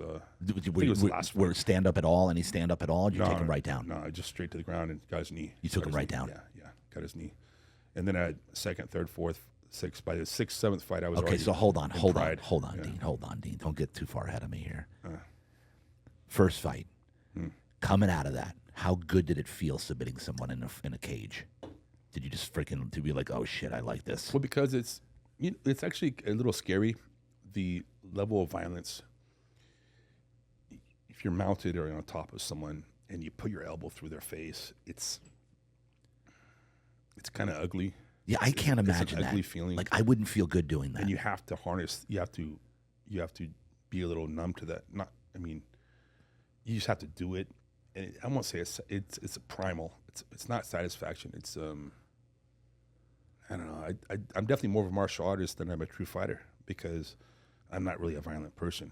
You know, I'm not. I know people who are fighters and not martial artists too. I know some people are just they're primal people. They love to hurt people. Yeah, I know some people like that. They're not used. Sometimes they get to be high level fighters, but they're usually the higher level guys have to appreciate the sport and develop themselves a different way in general. Yeah. So I'm both, but I'm more of a martial artist than I'm a true fighter. This is a great point, man, because I thought about this recently, and I'm watching these guys, like when they're already out cold, and they go in and just hit their I would never face do that. 2 or 3 more times when they're out cold. I think that's their chance to get a freebie. I think that's their excuse. Yeah, they wanted a freebie. They didn't have to do that. No. I understand if it's close. The ref didn't stop you yet. I understand you know until the referee stops you, but I've seen some blatant. Yeah. Just even if a referee grabs you, you get an extra 2. I think it's not good for their reputation personally. Yeah. Just my opinion. Great. This was a great comment that you're talking about here. Okay, so fight number 1. How did you feel coming out of there? Did you know immediately that you wanted to keep going and do this again? Yeah, I didn't know, but I thought so. And then second fight I lost by 1 judge. It was not controversial. The guy was very tough. He was 10-0 with 10 finishes, and I lost by 1 judge. Then I had a split decision. Yeah, it was fought in the rain, by the way. It was outdoors in the rain. We're slipping. It was a crazy fight. I lost by 1 judge. It was a good fight, you know. But it was frustrating. And would you say that the rain made it harder to submit him? I could say that, but that sounds like an excuse. Yeah, I was slipping everywhere. It was just a clusterfuck. Yeah, part of my language. It's all good. But he was a tough kid from Idaho, Jason Flynn. But he was one of those guys that look at my path that may be so much stronger. If it wasn't for him, I would never have developed my work ethic, my technique, or my fighting spirit to a next level. Because that fueled you. Without the person, yeah. And he was a tough guy. You know, we're still friends. It's funny how almost all my opponents, we're still friends and we're cool. It's funny how guys are. Like, I fight you, but we're friends afterward. We're cool, yeah. So then that fueled you. Yeah. Then when I lost for sure, then I'm like So then I want to get a rematch with this guy, and I was not angry at him, but actually I was, because he was in our match. He was blowing kisses at me, like he punched me, and he was making kissy sounds at me. It pissed me off. Yeah. So I was angry at him, and then I had Jenkins, JJ Jenkins. What's his first name? I don't remember. Well, then I beat my 3rd match. I beat this guy first round, took him down at guy's heel, and then 4th match, I forget who it was, and then I faced Jason Flynn again, and this is the guy. In the 2nd round, I broke his arm. He was tough though. He had me in 3 submissions. He was tough. He was wow, really good, yeah. The same guy that Jason beat Flynn, you. yeah, I got him. This time I was relentless. My attack was just very much on point. But he had me in trouble a few times. He's a good fighter, but I actually hurt his shoulder, and apparently he has really flexible shoulders. He doesn't tap to kimuras usually. Oh, he doesn't. But it broke. Yeah, it broke or it dislocated. It actually dislocated. Yeah, but that was. Did he not tap? No, I forget. The referee stopped it. It went behind his back, like almost to his head. It was kind of disgusting, but tough guy. Now when you're submitting somebody, is there a party that's like doesn't want to go further? Like you're saying, like, hey, please tap. Yes, but it's a fight. So you have to you have to push that boundary. Like I said, throwing an elbow through someone's face, yes, and they're bleeding, it's ugly, but you have to be numb to it. Yeah. But there is also the people that business. take it overboard, that they try to get freebies, and guys are already knocked out. There's no reason to hit him again. There's people that do that. No, it's just something you have to. You can't be too nice. Yeah, because I always wanted to, and I'm so glad I get to ask you this question about, because when you know that if you go any further, that either this is going to dislocate, it's going to pop out, or it's going to break. Yeah, and there must be, or is it just happening so fast that you'd have no time to even think about it anyway? Well, he's going to do it to you. So if you have either you or him. You make them. If you can finish the match, just do it. Yeah, you have to do that. Wow. Okay, so keep going. So how good did it feel to avenge that loss? It was really good. That was one of those notches on my ladder as far as. Was he blowing kisses again this round? No. Not this time. No, he's a very good fighter. He pushed me to a new limit where without him, I would not have developed myself to the next level. Wow. Right. And then, of course, later on, I became much higher level fighter. Have you told him that before? Oh, yeah, we talked about it before. Yeah. We talked several times. Yeah, he's tough. And he, yeah. Okay, so go on from there. Like so at what point, how did UFC come into the picture? Well, then I had 3 other matches. I finished all of those guys. I fought 2. They're also my friends from Michigan. They were Michigan State wrestlers. They were tough guys. James Lee and Brandon Segan. And then I faced Jeremy Horn, who, he beat Chuck Liddell. He choked out Chuck Liddell. He was a very tough guy. And he beat me by one judge also. It was close. He cut me really bad. And this is like fight experience. I had blood in my eyes. I couldn't see. And it's not even an excuse. It's different. Blood in your eyes stings. Yeah. I'm like, what are you talking about? It's worse. If anyone's swimming in the ocean, open your eyes under. Salt it's water. worse than that. It's because blood's thick in the water, right? Yeah. It's worse than opening your eyes in the ocean. It's worse than that. So it stings. Well, now it's a distraction because I'm not used to it. Now, if it happened to me, I've had that happen before. Yeah, It's like, have you ever been maced before? Correct. I mean, In the military, they if it's happened to you, I'm saying you correct. at least know what it is. If That's it's why never happened to you, you're like, ah! But saying it still stings, it's the same, but you understand it's not the end of the world. That's right. Yeah. Right. That's why in boot camp and military, they purposely give you tear gas. Yeah. So you know what tear gas feels like if you ever have in the future. It's still something. But But you if it's literally happened to you feel like you're going to die. Yeah. But like, okay, that's tear gas. So But you I'm get not gonna- out, you go, wait a second, I didn't die. Right. So next time if it does happen in the future, you're like, okay, I've been here before. It sucks. Yeah. But I've been here before. So blood in the eye, same But thing. so boom, I lost by one judge. It was a tough loss. And What organization was this in? King of the Cage still. King of the Cage, okay. At that time, I won the absolute world championship of Jiu Jitsu called Abu Dhabi ADCC. That's what I'm most famous for outside of mixed martial arts, Yep. Jiu Jitsu, without a gi or a kimono. So I'm in the Hall of Fame for Jiu Jitsu. 3-time. Yeah. It's the hardest event in the world involving submissions. I Wow. won that 3 times. 3 times. Yeah. A super fight, my division, and the absolute, which means all weights. And so that person who wins that it's every 2 years, by the way. So every 2 years, whoever wins that event, the absolute, of all the countries in the world, the guys from Europe, from Brazil. Yeah. Brazil is such a dominant force historically and today as well. USA also, Russia. You have so many savage people around the world that doing this sport. They're tough. They're Crazy. tough people. And so I'm very much honored to I've amazing. done this and face these incredible men that have fought. Do you know a Leo Santos? Yeah. I actually I knew him as a white belt. Yeah. Yeah. Because he comes to the Wellness Center as well. Now he's a black belt. He's an old friend. Yeah. I knew him before he did jiu-jitsu. Actually. Yeah. He trains right in PB. Yeah. Now he's a legit black belt. Yeah. It's Yeah. funny. Yeah. Yeah. All right, so go from there. King of the Cage. When did UFC come in the picture? Or how? I got Pride first. Okay. So 2004. So you went to Pride. Did you get recruited to Pride? Yeah, Say, hey, come because fight with us? King of the Cage was Pride was recruiting out of UFC. That's why Rampage got into Pride initially before UFC, just like me. Yeah. So I won. Biggest thing also, I won Abu Dhabi in Brazil. And also in Brazil was a hard thing. Oh, yeah. It was a big thing. So Pride got me there, and I fought in Pride. That was a magical experience. Fighting in Pride was incredible. It was really interesting. Did they come to you and say, hey, Dean, we want you to come fight for the organization? Yes. I had a. How does that work? I had a friend who was kind of doing. He was a loan officer, but he owned the company. He was just doing it in his spare time, just helping me out.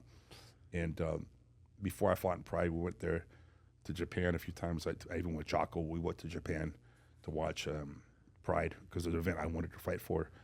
And I started fighting there, and it's interesting versus UFC where there's millions of people watching you. Yeah. There's 5,000 people in the event, 8,000 people, or Right. 2,000 people, whatever.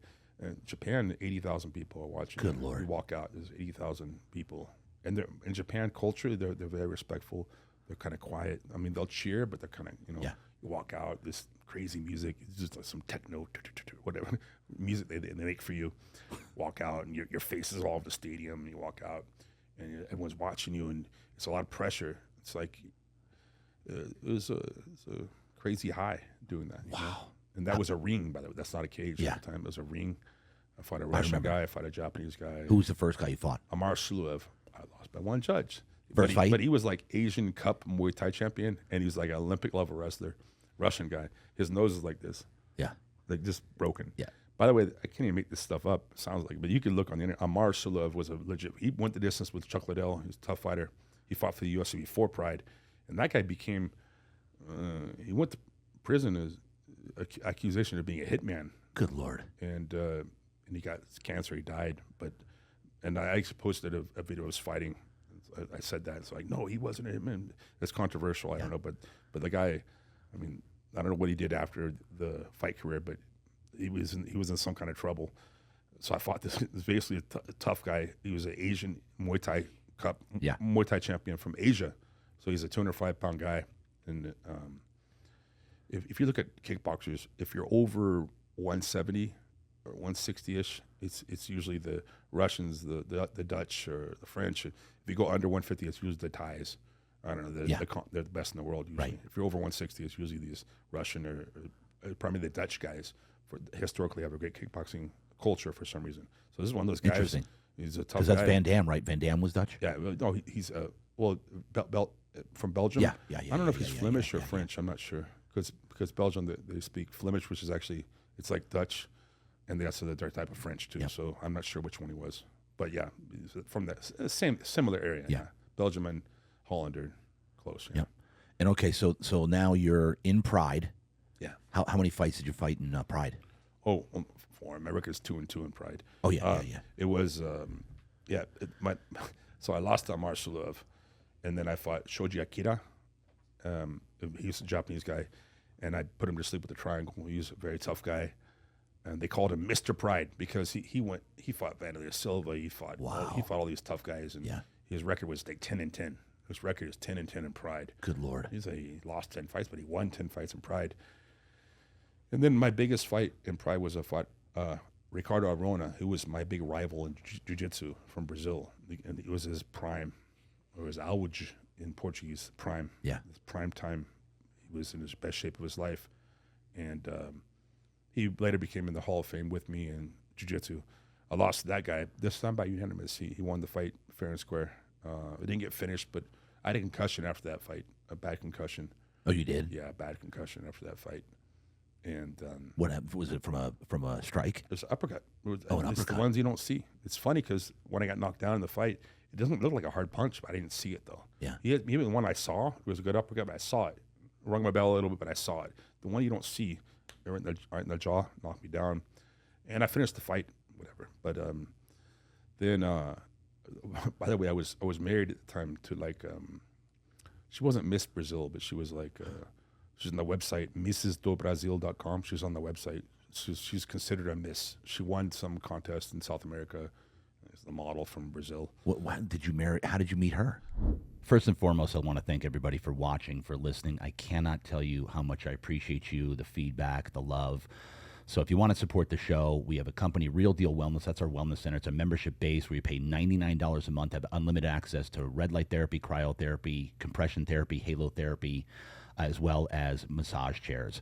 Also, Real Deal Sleep's our mattress company. But again, we can't thank you enough for subscribing and for sharing the show. Continue to do so. We love you. Thank you. Have a nice day. Well, I met her in Brazil, which is funny. When I won the Abu Dhabi tournament in Brazil, I was on TV and stuff. It was crazy. I met her down there, and I speak Portuguese. It's my second language, you know. But um cara aqui fala, galera, estou falando meu português, mas às vezes posso esquecer. Então, pouco paciência, por favor. Like I said in Portuguese, I'm a little rusty with my Portuguese, but I still speak it a little bit. But I met her down there, and she was like 20. I was 27, and she was like, dude, and I got her. But USA, we got married, and you brought her back here. Yeah, I brought her back here, and then she was like 21. I was 27 or 28, and then we got through. It was a crazy relationship. We were young, you know. We went through a divorce, and I left Pride at the same time. I went to UFC in 2006. Did you get recruited by UFC? I just wanted to transfer because UFC was going up so strong. Yeah. And Pride was not going down, but UFC was going so strong. Yeah, yeah. And I was training with Tito Ortiz. You know Tito Ortiz? Of course. I was his coach for 7 years. Yeah. So because he was here for a while, right? In San Diego? Well, he was in Orange County on the beach, but he would come to this area. He would come here all the time, but not too far away. So being his coach and He wanted to be his assistant coach on season 3 Ultimate Fighter. So now it's a perfect storm. I'm freshly divorced. Yeah. I'm in Vegas doing this show Ultimate Fighter, and UFC saw me, and I wanted to be in UFC, and it was a crazy time. So you were like UFC. A co-coach with Tito Ortiz? Yeah. Which Ultimate Fighter was that? Season 3. Season 3. Yeah. My first fight in UFC was 2006. I fought Elisa Sakara. He was the European boxing champion from Italy, tough guy also, and his hands were so fast. Like he hit me one time. I didn't know which hand hit me. That's not a good sign, you know. Right. This is not. You good. had no idea. So on the ground, I got him with the triangle choke, and it was submission of the night. Ironically, it was at the Staples Arena in Los Angeles, and ironically, this is your first UFC fight. Yeah, I got submission of the night. Were you at 205? What was it? Yeah, 205, and I cut to 185 later, which might have been a mistake. But and you know, they got submission of the night, Dean Lister. Well, that was UFC 60. UFC 61, they started giving cash bonuses. So, you know, I missed out on that 60, 70 grand, but it's okay. Yeah, I got submission of the night. It was great. And then, But that gave you some cred right away. Yeah, it was cool. It was cool. And then I went. Can you tell me how much you were paid back then for UFC? It was like 10,000. 10,000 per fight? Yeah, and then now you go up to 12 grand, then 14 grand, and then they'll get 20 grand, and then 30. It goes like that. But you start you off at nowadays it's got no. Back then it was 5-5. Now it's more. Yeah. A 5 to show, 5 to win, so you get 10 grand. And the next one was 6-6 and 7-7, whatever, like that. So I won my first 2 fights. Now they want to renegotiate, so now we're gonna go like 10-10, you know, and then then I lost to Nate Marquardt. He gave me a good concussion with a knee to the head. And that was the fight, Anderson Silva. I was right there. I was top 3, top 4, top 2, whatever. And I lost to Nate Marquardt, bad concussion from that fight. He hit me with the perfectly timed knee. I mean, perfectly timed. As I shot down, there's no padding on the knee. His knee going up. Yeah, it was right in the bottom of the jaw. It just hit right this, whatever. And I don't recall the rest of the fight. I mean, I finished the fight. Yeah. I was sluggish. He knocked me out again. I finished on my feet. But and you didn't even get knocked out on that? No, well, concussion, I don't recall. Good Lord. I saw the whole fight. I finished the fight. I do not recall the fight. And then he fought Anderson Silva. He was doing real well for the first round. He was actually winning the first round. Yeah. Then Anderson knocked him out the first round. Made one mistake. So tough guy. And then I went, my next 2 matches, I got Jeremy Horn again. I beat Jeremy Horn this time by guillotine choke. I beat Yuki Sasaki from Japan. And then I faced Yushin Okami, and that was also my last decision loss. And then I've been focusing on jiu-jitsu mostly. And so now the progression through the UFC, as you got to match number 4 or 5, did the pay go up? It was like 15-15 now. Is that 15-15? Yeah. What constitutes more pay? If Winning? You win. If you win. Of course. Yeah, if you win. So let's say when I lost to Nate Marquardt. No, meaning this. Like, I know if you win, you show up, you get 15. You win, you get another 15. Yeah. But then, okay, we're going to offer you 20, 30, whatever. Yeah, like that. But let's say 15-15, yeah. 20-20, and now they realize it's like any sports organization. Like you can be out of your contract at 25-25. Before that, they'll offer you 40-40 now. Before you ask for 80-80, so they'll actually try to, when your contract's about up, if you're doing well, they'll renegotiate your contract. So that's what they did for me from 5-5. Then we're like, how about 10-10? And then it was like, how about 15-15? Like that. So I was doing well. And then how often were the fights? Like how often did you fight? Twice a year. Twice a year. You can do 3 times a year, but it's not, even do 4 times a year. It's just not recommended for health. Yeah. Also, I wasn't super young. I was already in my 30s. Now kids. I mean, people start 20. when they're 20, 21. Yeah. It wasn't even available. I mean, it wasn't UFC 1. I guess I could have done it at age. It just wasn't a thing. Also, there was no real money in it. So now it's just different. So I was already, 34 when I was fighting the UFC. Right. My first fight already. Whatever. And then okay, so then you get towards so they wanted to renegotiate the contract to bring you back. Yeah. What was the highest that you got to? I think 2020. I think 2020. I think so. Yeah. And then so it's everything covers, like, they cover the medical, they cover everything else that goes along with it. If you get hurt during your fight, yes. If you get hurt during your fight, anything, yeah, concussion. If you broke your back, they'll pay for your surgery. Yeah. But otherwise, all of your normal medical stuff you have to take care of. You take care of it. Yeah.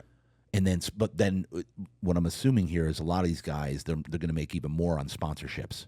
Back then, yes, you could actually wear Bob's barbershop on your shorts. But then they changed that right around the time I left UFC. Was it Reebok, and then it was Venom. Yeah. So and then they have like Monster Energy. They have certain sponsors. Like there was Zions when I was into it. Yeah. I was making good money at the time. I was making really good money at the time. Were you getting paid by sponsors? Sponsors, most money from sponsors. Most money from sponsors. And would they do? Just pay you to? Because I remember seeing some of the fighters at the fight. They'd be holding like an energy drink up. After your fight, you put your shirt on. The thing is, tap out. Back when tap out was really cool. Yeah. Whatever. They even told me that it was like $4,000 a month just to wear their shirts. But they told you sign a contract. Said, hey, we appreciate you. Thank you. By the way, if we ever see you out in public and you're not wearing tap out, like your contract's done. Really? So you have to wear that everywhere, which is fine. At the time was the cool stuff. 2007 around this time. Yeah. Was that one of your sponsors? Yeah, one of them. Tap out. Tap out. Zions was paying me good too. I had a joint care company was paying me real well. Plus I was a world champion teaching around the world. I even spent Korn, the group Korn. Yeah.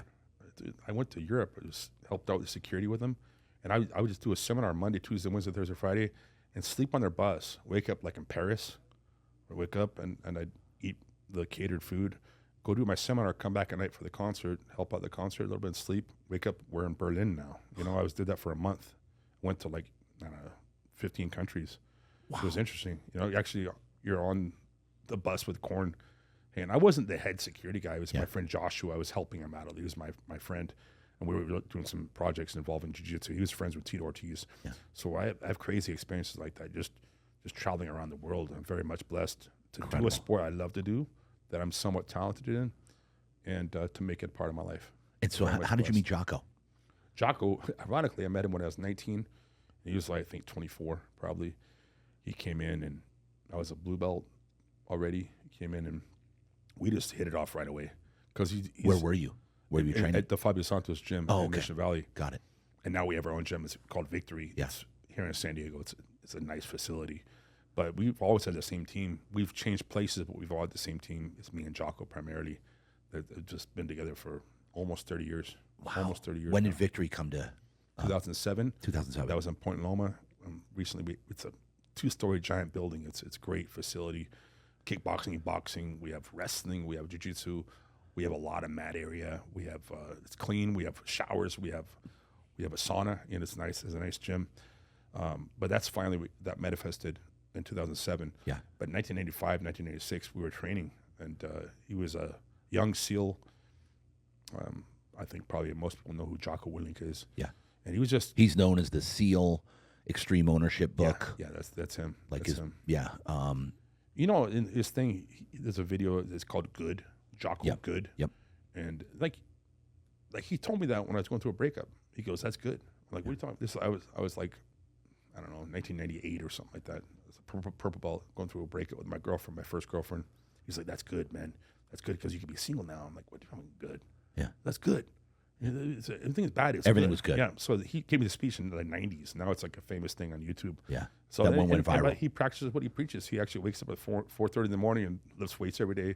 Kind of a maniac, But he's my main training partner. He was in my corner in Pride and UFC, and we've been around the world together. He's a legit friend. He was one of your cornermen in your in UFC. Yeah. He calls me his coach, but I'm not. We're just training partners. I gave him his black belt, but I'm not his coach. Yeah. He's coached me probably more actually than I've coached him. But we all these kind of true bonds in this sport. Any kind of sport where you get some risk, some blood, some sweat. Yeah. You get some good brotherhood. Oh yeah. It also happens with the fire department or the military. Where you sacrifice together. You're gonna get lasting bonds versus, let's say, the poker club. Yeah. Playing poker together. By the way, I'm not good at that. I'm not good at cards. Maybe that's why I'm talking about this. I don't know about the same bond you get by playing poker with someone as you do doing jiu-jitsu, boxing, or sharing a trench or something like that. Yeah, battle. Yeah, a battle sharing sport. a trench, that's the extreme. Oh yeah. But some kind of sport like that, you get some good brotherhood. And and that's my life now. Yeah. So then Victory came in 07. Yeah. Who started Victory? Was it Jocko? Me, Jocko, a guy named Brian Sargent, who has moved away, and Joe Menino, who's the head owner of our gym. And we have 2 locations right now. Joe Menino. Yeah, you should meet him one day. I've heard of him several from times. New York. Yeah, I've heard. New York. Some people have told me about him. Like we would hit it off because we're both East Coast guys. You guys would for sure. Yeah, but he was. And how did that come about? Like you just say, hey, why don't we do our own?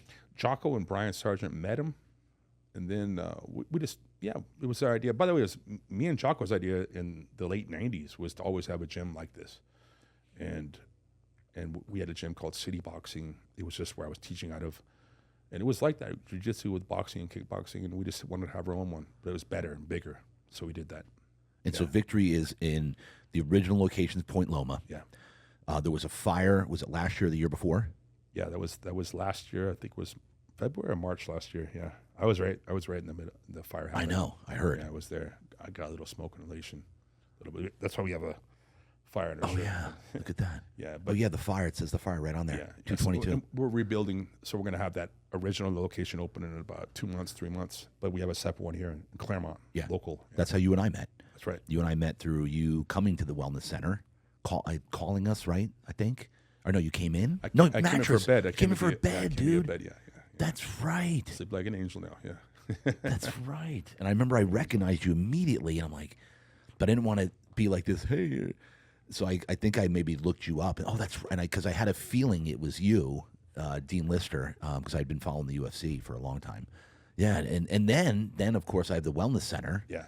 I'm like, bro, why don't you come down for some recovery? And it's right here. And that's getting more important when you get older. Yeah. You feel that stuff working. I know it's good when you're young. It's important, but it's just not as noticeable.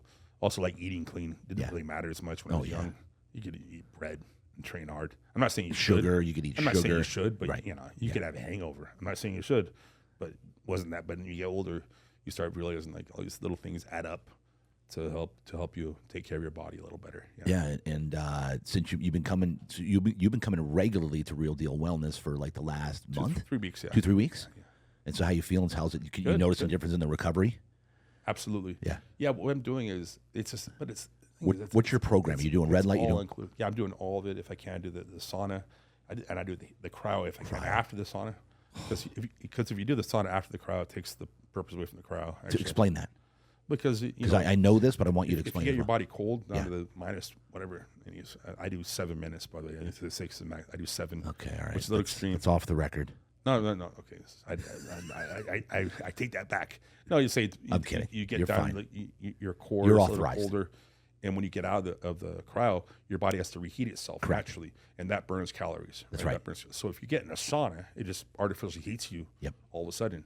So if you do a sauna first, you sweat out the infrared, and you get in the cryo, you get your body down to that lower temperature, and you burn off calories. Correct. If you do it the reverse, then you're artificially heating yourself up for free. See, basically, what you're saying here is, and I'm glad this came up because everybody asks us every day, what's the correct order? And I'll say, technically, ideally, you want to finish on cold. Yeah. Finish on cold because when you're freezing, as you said, the body goes into fight or flight mode. To save your life, when you come out of there, you have a vasodilation. When you go in, it's vasoconstriction. All the blood goes to your core to save your organs and to save your life. All the blood goes right here.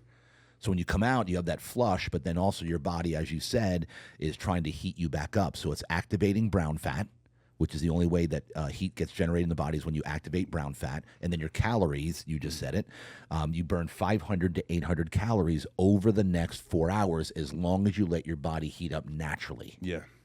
Because your body becomes an incinerator. Like, oh, we got to save his life or her life. Let's kick in the metabolism. Let's get everything going. Whereas if you hop right in a sauna, then that's providing the heat. So I'm glad that came up because everybody asks me, and that is the science.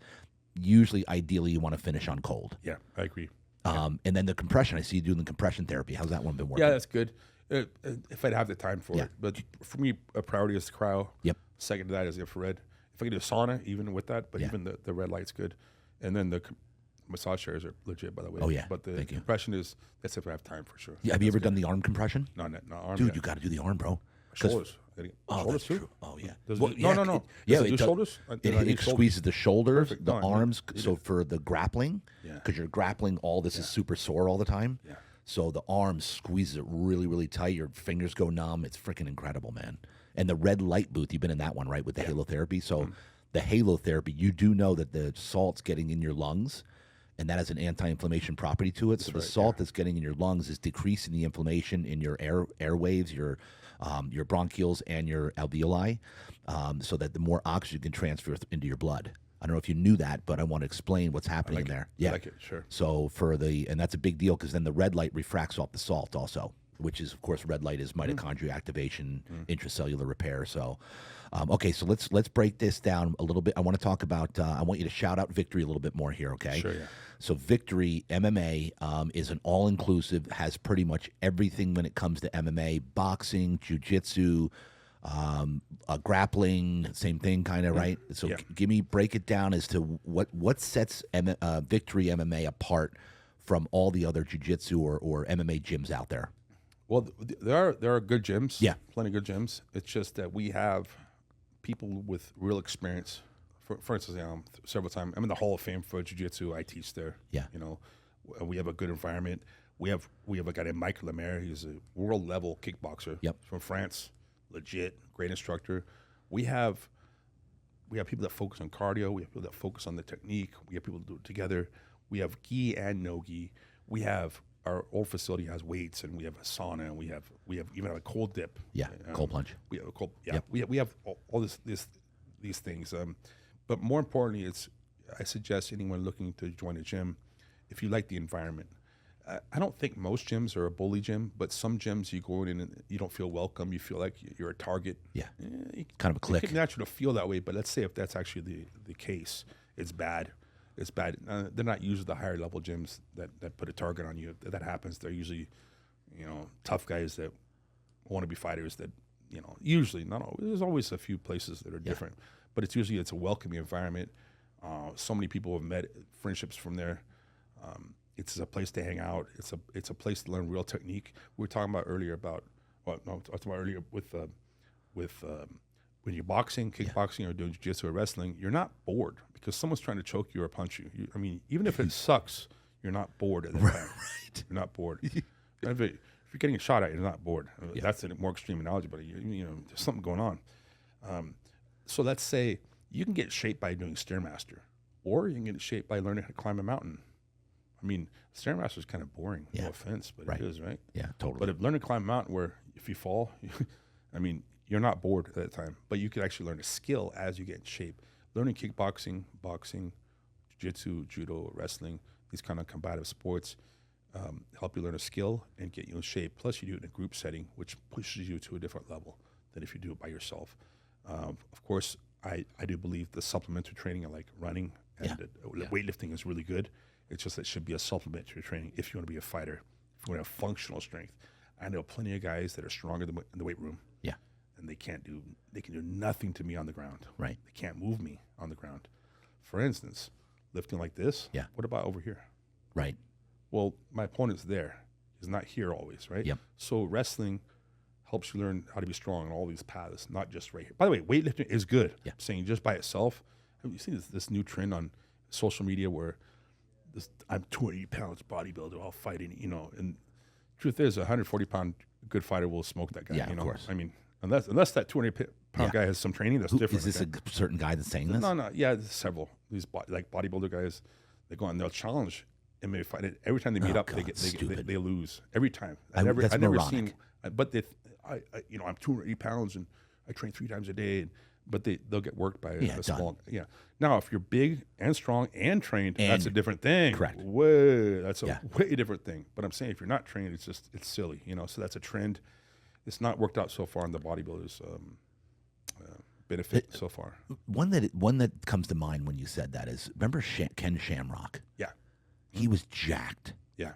I know Ken, yeah. Because Ken was in San Diego, wasn't he? He was here. I think he was. It's from Lodi, California, I believe. But he had a gym in Chula Vista, the Lions Den. Yes. Yeah. And actually, I faced a few of his guys in matches. Yeah. So, tough guys. They were known for being very tough guys, and they were also open to leg locks. which was something they did, and the Jiu-Jitsu guys didn't do so much at that time. Yeah, they were a legit team back in the day. Yeah. And so, Dean, let me ask you this question here. So you've been around the block, man. You're 49. You've been all over the world, countries, fought in UFC, Pride, King of the Cage. Along the way, what would you say is the biggest obstacle, the toughest thing you've gone through, the biggest comeback that you've made, any trials and tribulations that you can bring up that you've gone through, and how you got through and where you are today in relation to where you were? Does that make sense? Like, Yeah. what could you say is the hardest thing that you've had to go through? Well, Hardest time of your life? Ironically, I mean, this kind of old saying or old common knowledge, like, the biggest fight you have is outside the ring or the cage. Yeah. So, I'm not saying as an excuse, but there's a correlation between a lot of the personalities that become good fighters. It's an addictive personality. Yeah. It's an addictive personality. By the way, a lot of the best businessmen in the world, a lot of extreme people have an addictive personality. Absolutely. So a lot of fighters have this personality where either when you're young, you're fighting, you're drinking, and you're doing stuff like this, you're meeting girls, right? Well, when you stop fighting, you replace that further with more drinking or more, hopefully, or maybe drugs, some people, painkillers, or you'll go down a path if you don't replace the natural expenditure of energy that you're used to as a fighter. It can be taken in a really bad way. It happened to me with drinking. I was drinking too much, completely fine now. Matter of fact, it was a good realization I went through just to not get caught in a bad lifestyle. Yeah. Matter of fact, like as I said, the average fighter is not the kind of guy who just sits around and eat carrots all day long. Right. They're gonna do some crazy stuff because they're a fighter. That's just their personality. Matter of fact, someone made a joke, like the personality of a bank robber is not that far off from the personality of a Navy SEAL. Yeah. I mean, probably one has to put more hard work into, but the personality is just like, I'm going to take some kind of crazy chances. That was someone made a joke. That was a military guy made a joke about that. Of course, what you do in the end makes different outcomes in life. But the average fighter is going to have this tendency to push the limits, and it could be in a bad way. So as long as you can learn from that, and some people don't learn. Some people actually just, their life is over. Some people die that way. Some people just, they become homeless and they can't come back from that. Right. So it's the decisions you make outside of the ring or the cage or off the mat that's more important. Now I'm eating super clean. When did you start drinking heavy? Like when you got out of it, or while I was doing it. While you were doing it. Matter of fact, I would drink up until the week before my fight. Actually. Wow. Yeah, I'd still do fine, but I was younger also, and I have good genetics for fun. Like I have thick bones and I've trained for so long. It's not recommended. I'm not saying you should do that. Of course not. Yeah.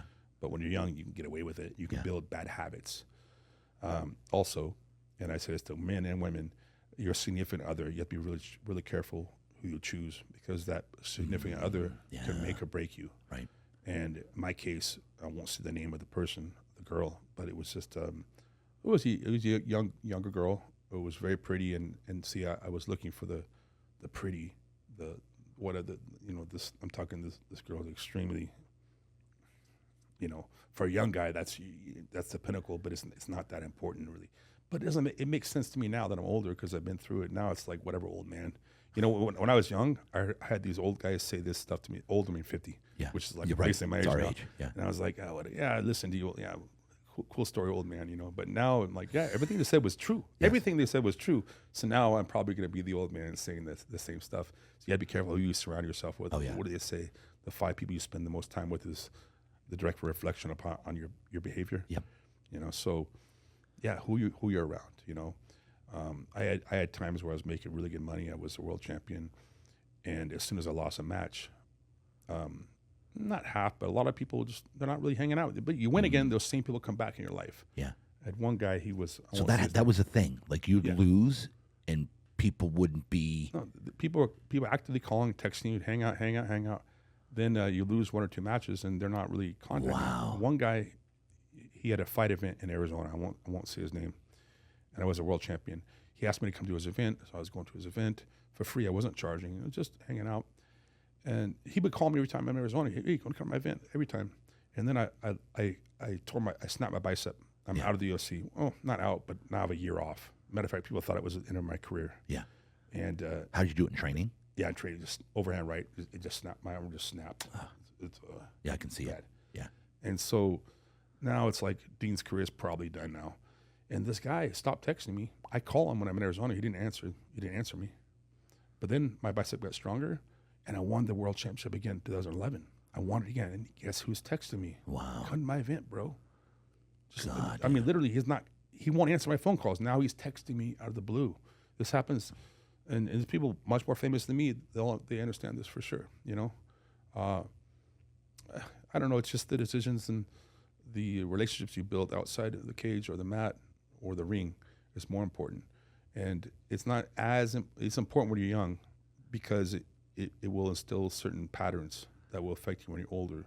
But when you're young, you don't think it's going to affect you because it doesn't affect you as much at the moment, you know? Totally. So then again, like what I'm saying is very typical advice, but it sounds like it's the advice I heard when I was young. And I didn't listen to it too much, you know? And so along the way, like, how did you get through the drinking? Did it get bad? Did you just say, you know what, that's it, I'm done? It got bad. It got real bad, yeah. But now the thing is, it's a really beautiful thing is that now I can appreciate the things I have now. Yeah. Because there's things I lost because of this, let's say, dark time. But now I appreciate it. I mean, what if you're just a rich kid who never had work and everything you have is around you nice? Yeah. You never had work. You don't really appreciate Right. it, probably. Not at all. If you lose it, you're going to be like, oh, you know. But you know, if you make, let's say you weren't always rich, and you make a comfortable life for yourself, you're going to appreciate that more if you've experienced both sides, in my opinion. Yeah, it's these patterns that you build, and if you're not careful, you just go down the wrong way. So, Dean, as we wrap this up, give me, what does life look like for Dean from here on out? Like, you and I are both, you're 49, I'm 54. We're both we're going into the fourth quarter here. Okay. Q4 of life. Mm-hmm. What does that look like for Dean? What goals do you have? What kind of, like, what are you striving for to finish out the fourth quarter super strong, make an impact? What does that look like for Dean at this point? The short term, mid-term, and long term. And sometimes I don't know. And I hate to say that like that, but you and I are the same, very similar age. And I'm thinking about it more and more, man. Like, I'm in the freaking fourth quarter, bro. Like, what am I going to do? I'm not far off from 70. That's freaking humbling. So I'm like, how am I going to finish out here? I hear you. It's a reality. Yeah. Biggest thing, you know Musashi, the great samurai from Miramata Musashi. He has the 20 rules. It's called the Dokodo. It means the way to walk alone. It sounds depressing. It just means like, you know, you have to accept everything the way it is. You can't always change everything. It talks about, you know, do not enjoy good food and stuff like that. And like, maybe not everyone can follow all those rules. You never be jealous. Never be saddened by a separation, you know. And I just think like now, also like just living as a good life, and if I could be happy in the moment, you know, I think I don't know if it's a saying or if it's common knowledge, but if you live in the past, you're living in regret. Right. If you live in the future, you're living in anxiety. Yep. If you live in the present, you're not. You know, so you have to live as close to now, but there's no such thing as now, because even now is not now. You know, now, where's now? Now is a microsecond. And the closer you can be in this moment of enjoying, planning for the future and learning from the past, but don't live in the past or live in the future. You know, because I've had things. I've had people. My uncle Scotty, by the way, he was a chief. It was a Los Angeles Fire Department. And he was saving for his retirement. You know, and then, but he was really like nickel and diamond. You know, like just really saving, and then right before his retirement, he found out he had terminal cancer, and he died like 2 months later. Yeah. You know, so I'm not saying it's wrong to prepare for your retirement. I'm not saying that at all. I'm saying also you have to enjoy it right now. Yes. And you've lived in the past. That's also a mistake I made from injuries or failed relationships or failed opportunities. I was living in regret, sad about certain things or upset about certain things. And I realized as soon as you forgive yourself and you forgive other people who've wronged you. Come on. By the way, I'm not doing it as a reason for this, but it actually helps you. Every person I've forgiven was not a conscious attempt to make it easy for myself, but that's what ended up happening. Of course. of course, being a Christian too, my values, I want to be able to forgive someone, but it helps you in the end if you're able to let those things go and move on with your life and realize that you're living today, right now. How can I make today positive? How can I be a positive influence around people close to me, let's say? And now my job is just to get back to my team and my friends, my family. That's all it is. That's I don't know much more. I mean, what else? I might have a retirement match, one last match, maybe. Give myself that's an intention and a goal to get in shape, you know? Here we go. I mean, not a fight, because I've been hit in the head too many times. That's why I use strikingly good looks just from getting punched in the face so many times. My modeling career is not in jeopardy, let's say. Yes. But to get a goal like that, and I think that dreams, experiences, and memories is really all there is in life. And I don't invest in anything that doesn't incite any kind of experience or dream, you know. So I'd rather have a nice pet than a nice car. Yeah. You know what I'm saying? Oh, and is a car to achieve a dream? Maybe to look cool for a little bit, but if you're in a sports cars and that's your thing, that's your passion, okay. But if just to buy a nice thing, to have a nice thing, in my opinion, is not so much the experience as having a nice pet or a nice relationship or a nice family. A home is the only materialistic thing I can imagine that transcends that, because there's more to a home than being a physical possession. But that's about it. So I'm not materialistic at all. Yeah. I'm just happy. Matter of fact, I think I'm just going to live in a tiny place as a fighter until I die. Like, just live like that, because I'm happy doing that. You know, I don't want to have a comfortable lifestyle. I feel lazy, actually. I like that I can wake up, do cryo, or I can do a cold plunge and just go train and take a shower and I hang out, and I feel at the end of the day I deserve to rest. I deserve to eat. I deserve it. I'm not just being lazy, or, you know, I deserve it by putting a full day's work in. You know, so I think that my whole thing is just to give back to my family, my team, and my friends now. Oh man, I love that, dude. That's so when it's all said and done, what do you want to be remembered for? What's your legacy? Like, what do you think when they think back and think of Dean Lister? What do you want to be? How do you want to be remembered? They're gonna think of me as an innovator, someone who, you know, my style now, it's almost like common knowledge in Jiu Jitsu. You know, if it's let's say the amount of Jiu Jitsu I'm responsible for today is 0.00001%. It's still something that I'm responsible for, and I'm very proud of that. In the end, though, I definitely want people to know, or hopefully to think about, is that I did believe in people's dreams. I did try my best to help people achieve those dreams and to have positive experiences on their path in my sport. I love it, man. Yeah. Who do you want to shout out real quick before we end? Anybody that's... My gym, Victory. We're opening the same one in Point Loma again very soon. I think 3 months. We have a separate one here in Claremont. It's a great environment. Come by anytime you want. Ask for me or Joe. You're gonna have a good time. Also my actual team, that was even before Victory. Just everyone who stuck by me in my ups and my downs. My friend Jocko, you know, just always had my back before he was famous, even, you know. And some people, when they become famous, they change, and they'll change their friends, and so some people don't. And Jocko's one of those guys. Man, my family's just give a shout out, but they've always also been in my corner. So nothing specifically, just time to get back into the game, you know, for myself and hopefully for everyone else.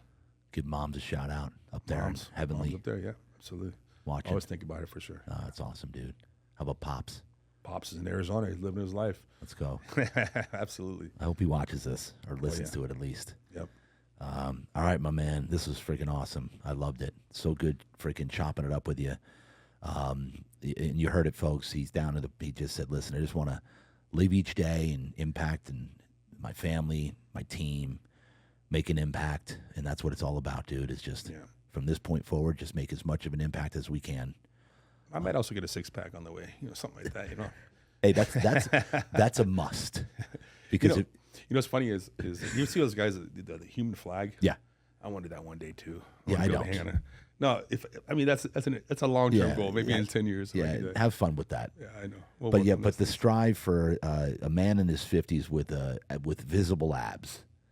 Yeah, it's the pinnacle of life. So I feel you on that, bro. Dean Lister, ladies and gentlemen, bro, it's been an honor, a pleasure. It's been great to get to know you on camera. And appreciate you, everything that you do. You're an inspiration for so many. And anything, love to come down. Maybe I'll come down and roll on the mat a little bit. Sounds good. There's no way, bro. Nah, you have a good time. You'll have a good time. Promise you. This is all for show. Yeah. I have no problem admitting that. This is literally for show, not for usage on a mat. There it is. There it is. There it is. All right, man. Dean Lister, it's been an honor, been a pleasure. Real Deal Talk. That's a wrap. Let's go.